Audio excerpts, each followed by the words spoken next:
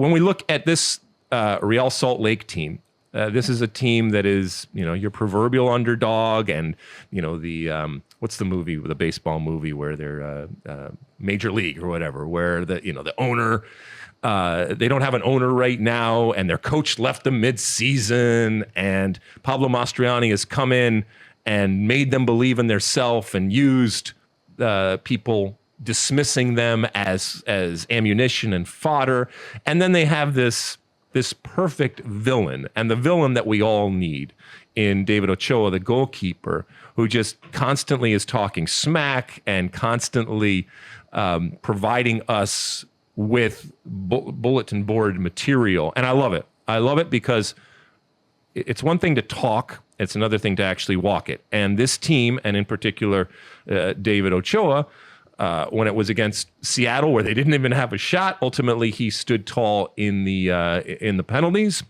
And then they this week go to Sporting KC. Sporting KC, the favorite. Sporting KC playing at home, and they find a way again at Sporting KC, which we'd be reminded where they finished off the year and had that dramatic finish there. They find a way to win on a Bobby Wood last-second goal, but it wasn't the steal that the Seattle game was. They played much better, and when I say they played much better, they actually had shots, which in and of itself was an improvement. I do think that Sporting KC tactically decided to let RSL have the ball, but they never benefited from that. There was no transition, there was no space ultimately, and they certainly didn't make them pay when they did win that ball. So while tactically I understand what they were doing, it didn't work.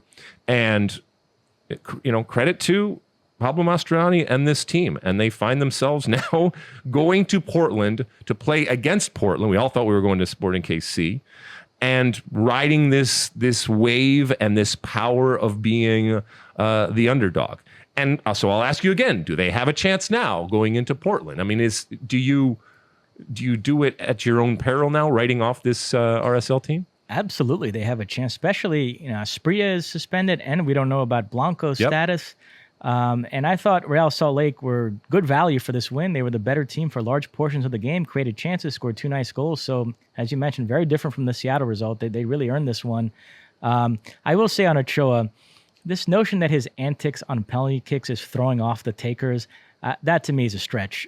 Okay, he saved one in that shootout. He guessed right. All the other ones he went the wrong way, and he went the wrong way on Russell's here. So to me, that's much ado about nothing, his antics on penalty kicks. I mean, the fall is going to be dramatic, all right? And look, there are going to be people out there with daggers when you put yourself out there. And as I said, I love it. It's wonderful. We don't have enough of that, to be quite honest with you, when it comes to our sport and to our league. So I'm here for it.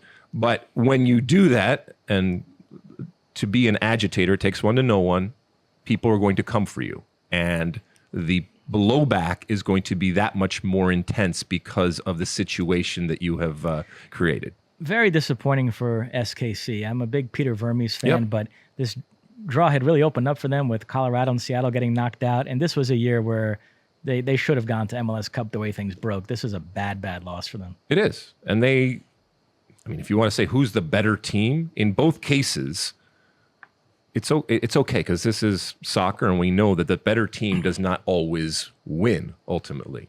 But Pablo Mastroianni, I think rightfully so, even after the Seattle game, said it's not our responsibility to entertain anybody. My responsibility is to get this team to win by whatever means necessary. And it might be pretty, it might not be pretty, but ultimately he has gotten them to that final against Portland, and that will be interesting.